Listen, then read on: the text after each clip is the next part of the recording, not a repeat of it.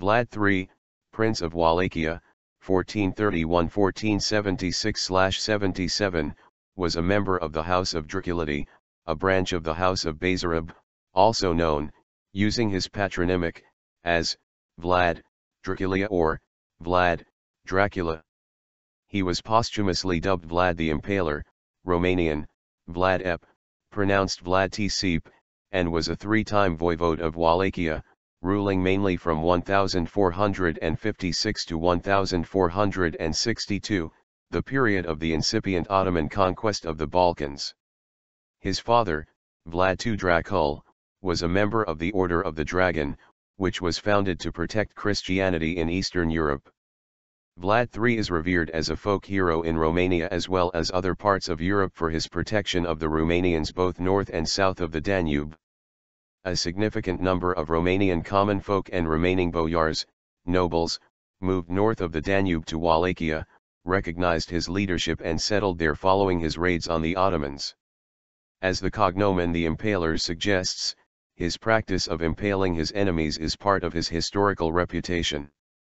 During his lifetime, his reputation for excessive cruelty spread abroad, to Germany and elsewhere in Europe. The name of the vampire Count Dracula in Bram Stoker's 1897 novel Dracula was inspired by Vlad's patronymic and reputation. During his life, Vlad wrote his name in Latin documents as Oladislaus Dracula, Vavida Partium Transalpinarum, 1475.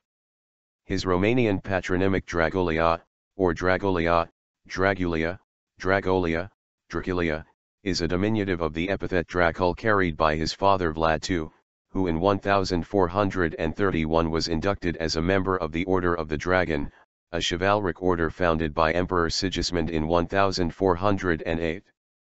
Dracul is the Romanian definite form, the ul being the suffixal definite article, deriving from Latin isle. The noun dragon itself continues Latin Draco. In modern Romanian, the word drac has adopted the meaning of devil, the term for dragon now being balor or dragon. This has led to misinterpretations of Vlad's epithet as characterizing him as devilish. Vlad's nickname of Ep, Impaler, identifies his favorite method of execution but was only attached to his name posthumously, in c. 1550. Before this, however, he was known as Kajal Bey, Impaler Lord, by the Ottoman Empire after their armies encountered his forests of impaled victims. Early life. Family. Vlad was born in Timișoara, Voivodeship of Transylvania, Kingdom of Hungary, in the winter of 1431 to Vlad II Dracul, future Voivode of Wallachia. Vlad's father was the son of the celebrated Voivode Mircea the Elder. His mother is unknown, though at the time his father was believed to have been married to Princess Neoina of Moldavia, eldest daughter of Alexander the Good, Prince of Moldavia and aunt to Stephen the Great of Moldavia, and also to have kept a number of mistresses. He had two older half-brothers, Mircea II and Vlad Clugrel, and a younger brother, Radu III the Handsome. Vlad Dracul. In the year of his birth, Vlad's father traveled to Nuremberg, where he was then vested into the Order of the Dragon, won a fellowship of knights sworn to defend Christendom against the encroaching Ottomans and European heresies, such as the Hussites. During his initiation, he was given the epithet Dracul, or dragon, by the Holy Roman Emperor Sigismund. Vlad and Radu spent their early formative years in Timișoara. During the first reign of their father, Vlad II Dracul, the voivode brought his young sons to Târgoviște, the capital of Wallachia at that time. The Byzantine Chancellor Mikhail Doukas showed that, at Târgoviște, the sons of boyars and ruling princes were well educated by Romanian or Greek scholars commissioned from Constantinople. Vlad is believed to have learned combat skills, geography, mathematics, science, languages, Old Church Slavonic, German, Latin, and the classical arts and philosophy. Dealings with the Ottoman Empire. In 1436, Vlad II Dracul ascended the throne of Wallachia. He was ousted in 1442 by rival factions in league with Hungary, but secured Ottoman support for his return by agreeing to pay the tribute to the Sultan. At 13, Vlad and his brother Radu were held as political hostages by the Ottoman Turks. During his years as hostage, Vlad was educated in logic, the Quran, and the Turkish language and works of literature. He would speak this language fluently in his later years. He and his brother were also trained in warfare and horsemanship. Despite increasing his cultural capital with the Ottomans, Vlad was not at all pleased to be in Turkish hands. He was resentful and very jealous of his little brother, who soon earned the nickname Radu Sel Frumos, or Radu the Handsome. Radu was well behaved and quickly earned the friendship of Sultan Murad's son, Mehmet. He eventually converted to Islam and entered Ottoman service. Conversely, Vlad was defiant and constantly punished for his impudence. It has been suggested that his traumatic experiences among the Ottomans may have molded him into the sadistic man he grew up to be, especially in regards to his penchant for impaling. In 1457, Vlad helped his cousin Stephen ascend Moldavia's throne by providing 6,000 horsemen as military assistance against Petru Aaron, who was deposed after 2 battles. Stephen of Moldavia's long-lasting reign developed into the most fierce anti-Ottoman resistance. Second and main reign, 1456–62. War with the Ottomans. In 1459, Pope Pius II called for a new crusade against the Ottomans, at the Congress of Mantua.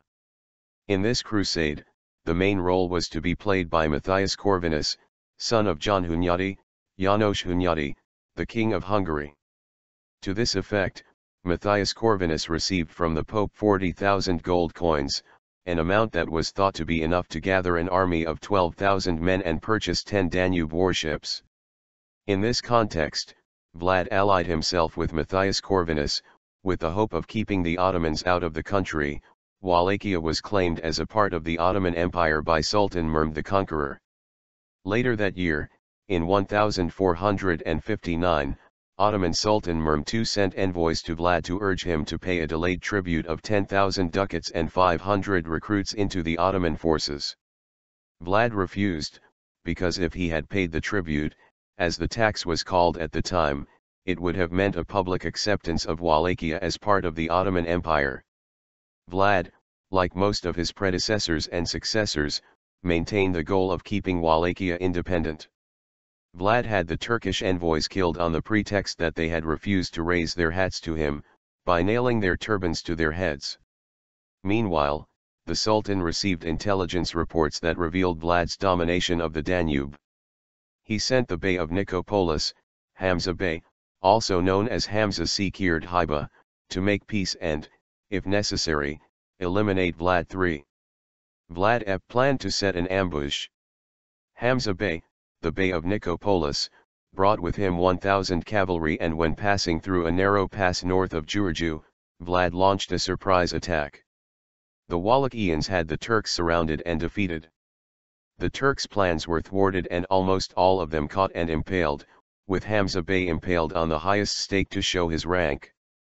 The night attack of Targovist, which resulted in the victory of Vlad the Impaler. In the winter of 1462, Vlad crossed the Danube and devastated the entire Bulgarian land in the area between Serbia and the Black Sea. Disguising himself as a Turkish Sipahi and utilizing the fluent Turkish he had learned as a hostage, he infiltrated and destroyed Ottoman camps. In a letter to Corvinus dated February 2, he wrote, "I have killed peasants, men and women, old and young, who lived at Ablusica and Novo Selo, where the Danube flows into the sea. We killed 23,884 Turks without counting those whom we burned in homes or the Turks whose heads were cut by our soldiers. Thus, Your Highness, you must know that I have broken the peace." In response to this, Sultan Mehmed II raised an army of around 60,000 troops and 30,000 irregulars, and in spring of 1462 headed towards Wallachia. This army was under the Ottoman general Mahmud Pasha, and in its ranks was Radu. Vlad was unable to stop the Ottomans from crossing the Danube on June 4, 1462 and entering Wallachia. He constantly organized small attacks and ambushes on the Turks, such as the night attack when 15,000 Ottomans were killed. This infuriated Mehmed II, who then crossed the Danube. Radu was left behind in Trgovide with the hope that he would be able to gather an anti-Vlad clique in Wallachia that would ultimately establish Radu as the new voivode of the region. Vlad's rule falls entirely within the 3 decades of the Ottoman conquest of the Balkans, conquering the entire Balkans peninsula. Vlad the Impaler's attack was celebrated by the Saxon cities of Transylvania, the Italian states and the Pope. A Venetian envoy, upon hearing about the news at the court of Corvinus on March 4, expressed great joy and said that the whole of Christianity should celebrate Vlad IP's successful campaign. The Genoese from Kaffa also thanked Vlad, for his campaign had saved them from an attack of some 300 ships that the Sultan planned to send against them. Defeat. Vlad's initial victory against the Ottomans was short-lived and he soon withdrew to Moldavia, leaving behind detachments in Wallachia that were overrun by the Ottoman Sipahi commander Turhanaklı Ömer Bey, who was rewarded by being appointed governor of Thessaly. Vlad's younger brother Radu Selfrumos and his Janissary battalions were given the task by the Ottoman administrator Mihalalu Ali Bey on behalf of the Sultan, of leading the Ottoman Empire to victory. As the war raged on, Radu and his formidable Janissary battalions were well supplied with a steady flow of gunpowder and dinars. This allowed them to push deeper into the realm of Vlad III. Radu's forces finally besieged Ponary Castle, the famed lair of Vlad III. After his victory, Radu was given the title Bey of Wallachia by Sultan Mehmed II. Vlad II's defeat at Ponary was due in part to the fact that the boyars, who had been alienated by Vlad's policy of undermining their authority, had joined Radu under the assurance that they would regain their privileges. They may have also believed that Ottoman protection was better than Hungarian. By September 8, Vlad had won another 3 victories, but continuous war had left him without any money and he could no longer pay his mercenaries. Imprisonment in Hungary. In autumn of 1462, Vlad and Matthias Corvinus spent 5 weeks negotiating alliances and battle plans at Brasov.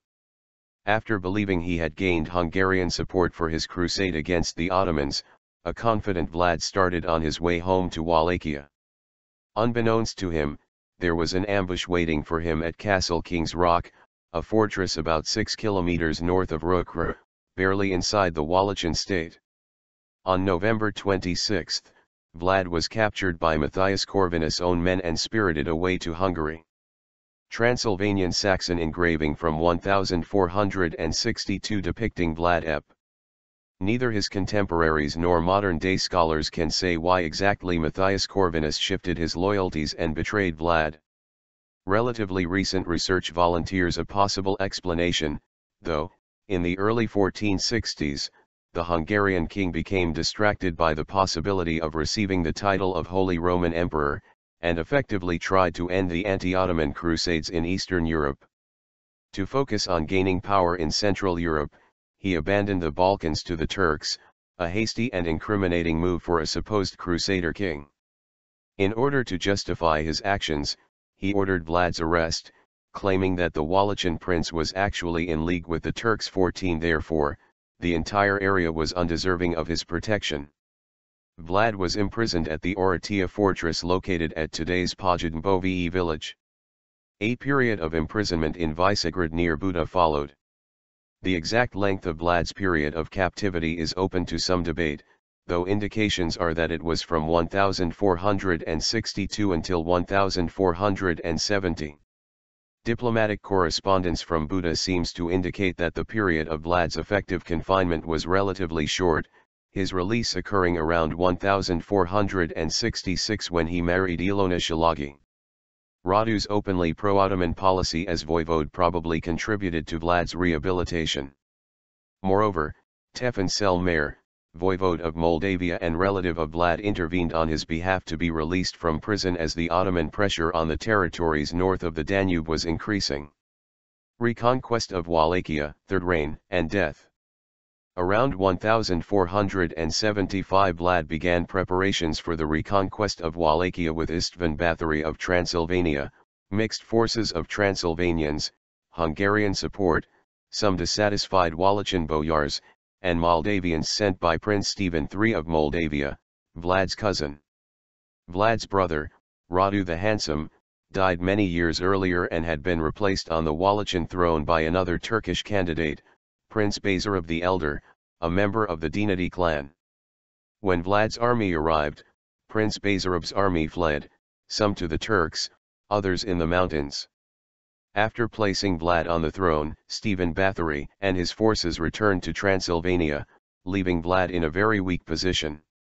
Vlad had little time to get support before a large Turkish army entered Wallachia to put Prince Basarab back on the throne. Vlad had to meet the Turks with the small forces at his disposal, which were made up of fewer than 4,000 men.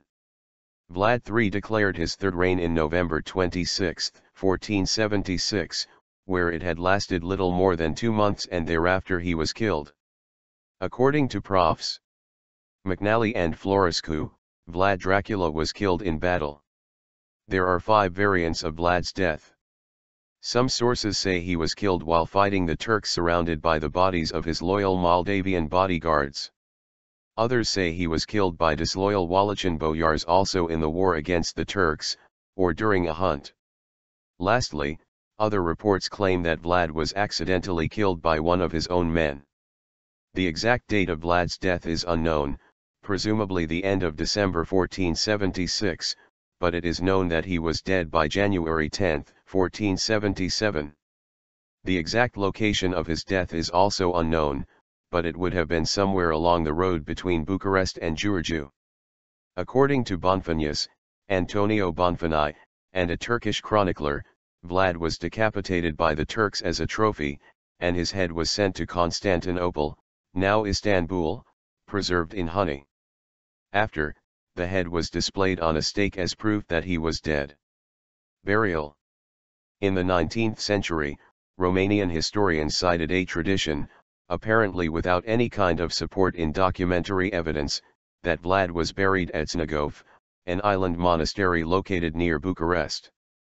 To support this theory, the so-called Cantacuzino Chronicle was cited, which cites Vlad as the founder of this monastery, but as early as 1855, Alexandru Odobescu had established that this is impossible as the monastery had been in existence before 1438. Since excavations carried out by Danube Rossetti in June-October 1933, it has become clear that Snagov Monastery was founded during the later 14th century, well before the time of Vlad III. The 1933 excavation also established that there was no tomb below the supposed unmarked tombstone of Vlad in the monastery church. Rossetti, 1935, reported that under the tombstone attributed to Vlad there was no tomb. Only many bones and jaws of horses.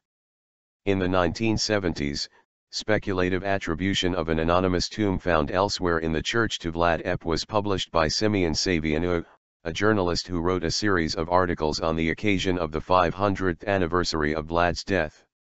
Most Romanian historians today favor the Comita Monastery as the final resting place for Vlad Ep. Legacy.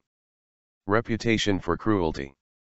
After Vlad's death, his deeds were reported in popular pamphlets in Germany, reprinted from the 1480s until the 1560s, and to a lesser extent in Tsarist Russia. A typical German pamphlet from 1521 gives numerous examples of lurid incidents, such as the following. He roasted children, whom he fed to their mothers. And, he, cut off the breasts of women, and forced their husbands to eat them. After that, he had them all impaled.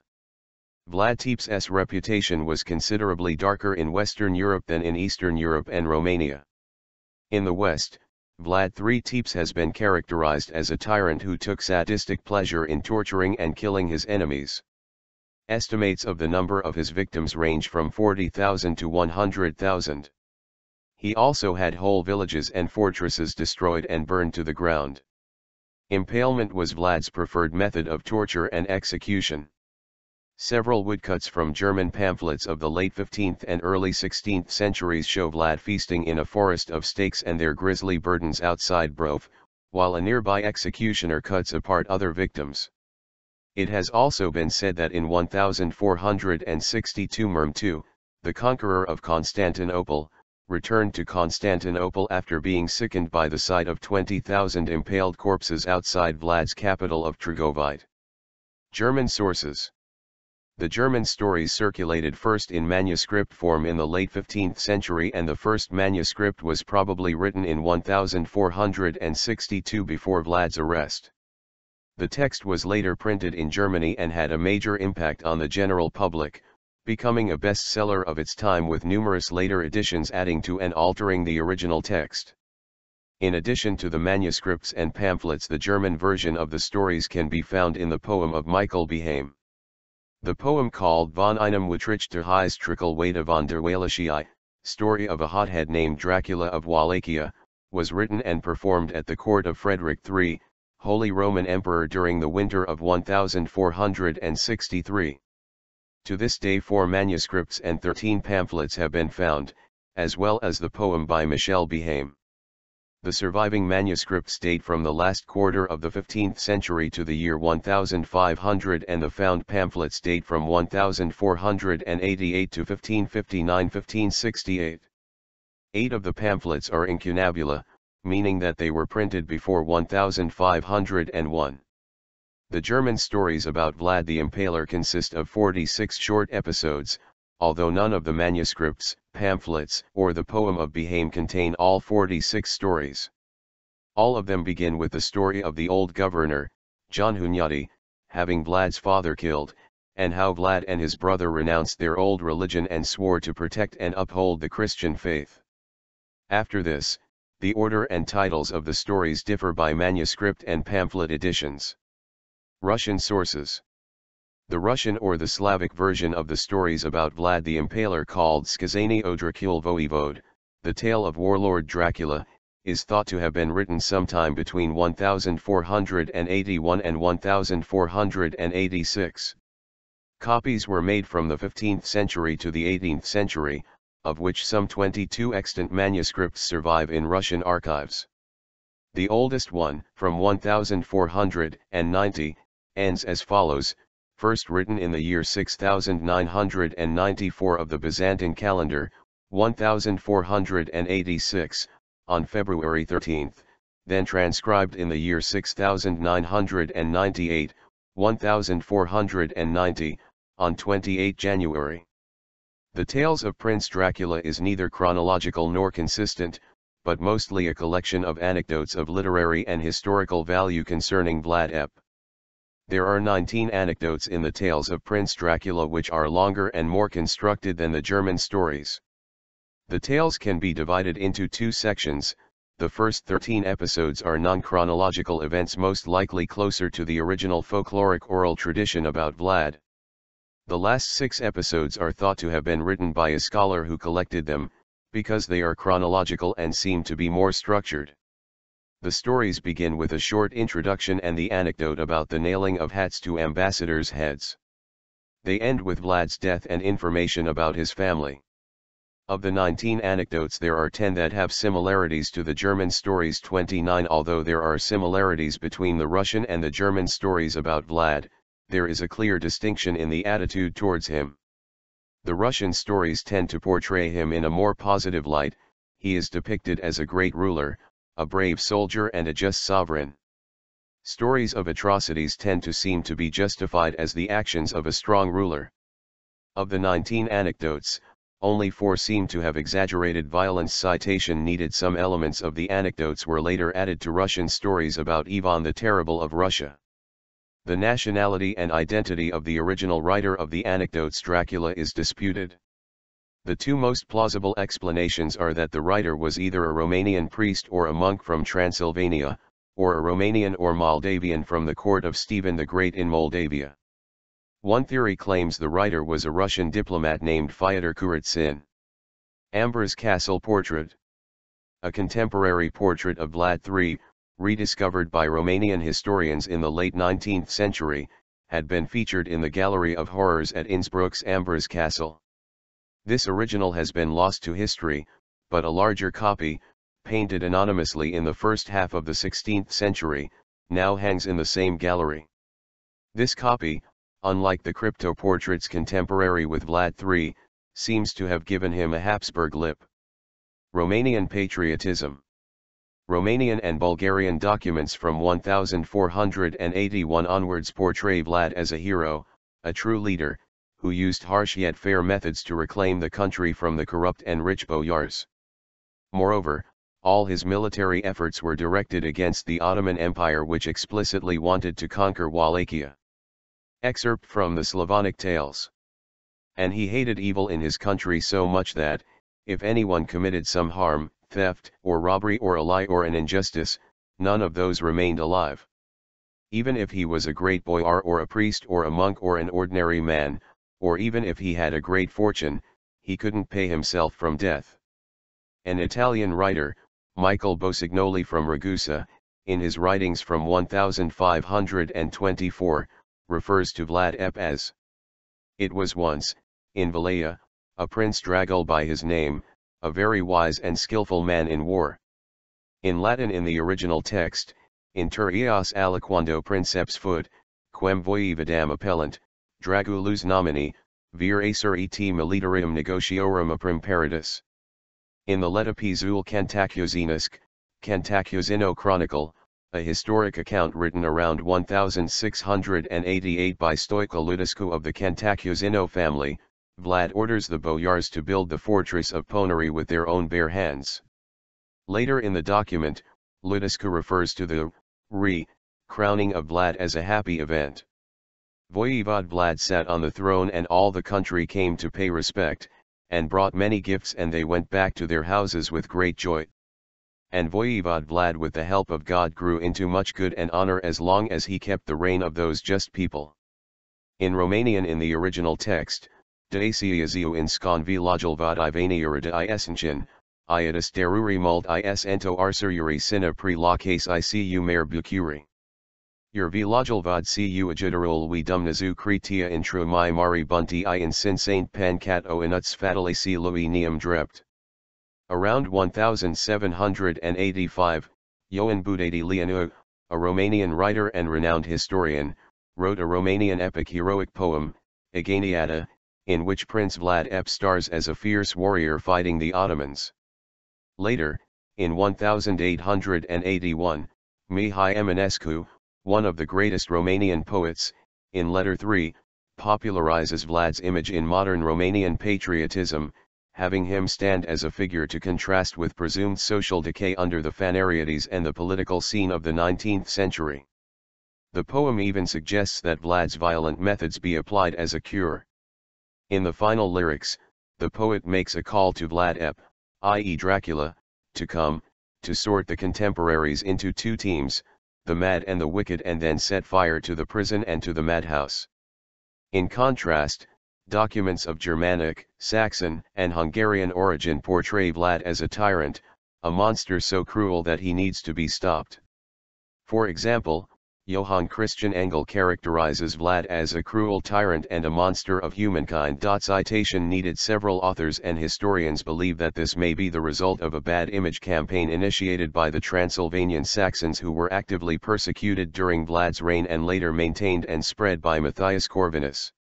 It is conceivable that these actions were not beyond the Hungarian king, since he had already framed Vlad Ep by producing a forged letter to incriminate Vlad of coalition with the Turks. However, there is incontestable evidence, both in Romanian and foreign documents, including Vlad's own letters, that he killed tens of thousands of people in horrible ways. Cita.